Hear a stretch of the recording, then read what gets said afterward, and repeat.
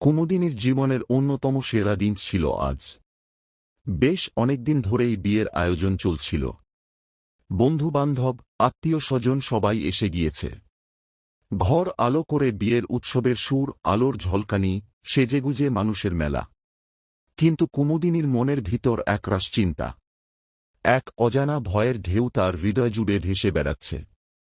কুমুদিনী খুব সাধারণ ঘরের মেয়ে। তার বাবা ছিলেন এক সাধারণ স্কুল শিক্ষক। মাও খুবই সাধারণ গৃহবধূ। ছোটবেলা থেকেই কুমুদিনীকে গড়ে তুলেছেন শুদ্ধভাবে। জীবন এবং সংসার কিভাবে গুছিয়ে রাখতে হয় তা শিখিয়েছেন মা বাবা। পড়াশোনা শেষ করে সবে কলেজে ভর্তি হয়েছে সে, ঠিক তখনই বিয়ের প্রস্তাব আসে। ছেলেটি অয়ন একটি বড় চাকরিরত, সুদর্শন এবং অমায়িক। সবাই বলল, এমন পাত্র আর পাওয়া যাবে না। কিন্তু কুমুদিনী কখনোই সেভাবে জীবনকে নিয়ে ভাবেনি। সে ভাবত, পড়াশোনা করবে, নিজেকে গড়ে তুলবে, তারপর হয়তো বিয়ের কথা ভাবা যাবে। কিন্তু বাবা মায়ের কথায় মাথা নত করে এই বিয়েতে রাজি হতে হল। অয়নকে কুমুদিনী ভালোভাবে চিনত না, শুধু বিয়ের আগে কয়েকবার দেখা হয়েছে। অয়নের আচরণ তার প্রতি ভালোই ছিল, কিন্তু তার হৃদয়ের গভীরে যে চিন্তা এবং আশঙ্কা বিরাজ করছিল তা তাকে শান্তি দিচ্ছিল না। অবশেষে বিয়ের দিন চলে আসে। সুন্দর করে সেজে তাকে মণ্ডপে নিয়ে যাওয়া হয়। চারপাশে ফুলের গন্ধ, সবার মুখে হাসি আর শঙ্খের ধ্বনি। অয়নের হাতে হাত রেখে 7 পাক ঘুরল কুমুদিনী, কিন্তু তার মনে একটাই চিন্তা ছিল, বাসর রাতের কথা। বিয়ের পর সবার বিদায় এবং নতুন সংসারের চিন্তা, নতুন মানুষের সাথে বাসা বাঁধা। রাত ঘনিয়ে আসল। ঘরের মধ্যে একা বসে কুমুদিনী। সারাদিন সবকিছু কেমন যেন দুঃস্বপ্নের মতো লাগছিল তার কাছে। চোখের সামনে আবছা আবছা দৃশ্য ভেসে উঠছিল। মা বাবা, দিদি, ভাই সব। আজ তারা সবাই যেন অন্যরকম। ঘরের পরিবেশও আজ অন্যরকম।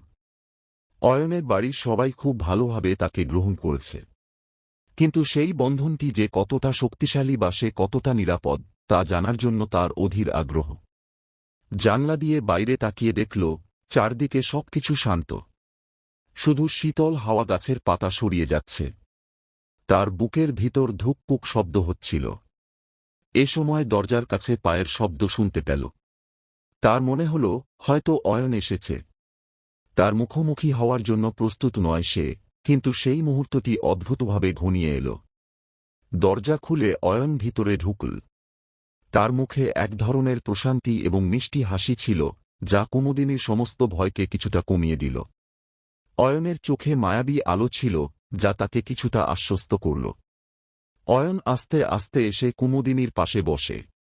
কিছুক্ষণ নীরবতার পর অয়ন মৃদু হেসে বলল, তুমি কি ভয় পাচ্ছ? কুমুদিনী মাথা নিচু করে রইল, চোখ দিয়ে দুফোঁটা জল গড়িয়ে পড়ল।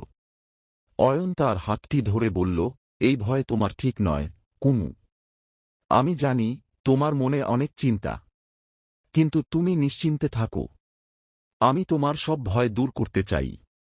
কুমুদিনী তখন নিজের ভেতরের সমস্ত শক্তি নিয়ে অয়নকে বলল, আমার আসলে অনেক ভয়। আমি কিভাবে তোমার সাথে মানিয়ে নেব আমি জানি না। এই বিয়ে, এই নতুন জীবন আমার জন্য একদম নতুন। অয়ন তার হাত ধরে একটু চেপে ধরল, আমরা একে অপরকে সময় দেব। তোমার কোনো কিছু নিয়ে চিন্তা করার দরকার নেই। আমরা একে অপরকে ভালো করে বুঝব, সময় নেব, সব ঠিক হয়ে যাবে। কুমুদিনীর মন কিছুটা শান্ত হল। সে আস্তে আস্তে বলল, তুমি কি আমাকে সত্যিই বুঝবে?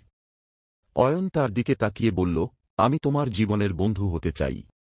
আমি চাই তুমি আমার উপর নির্ভর করো, আর আমরা একে অপরকে ভালো করে চিনতে শুরু করি। কুমুদিনীর চোখে জল এসে গেল, তবে এবার তা আনন্দের। অয়ন তাকে সান্ত্বনা দিতে গিয়ে বলল, আমরা একে অপরের সঙ্গী। তোমার যে কোনো চিন্তা, যে কোনো ভাবনা আমাকে বলবে।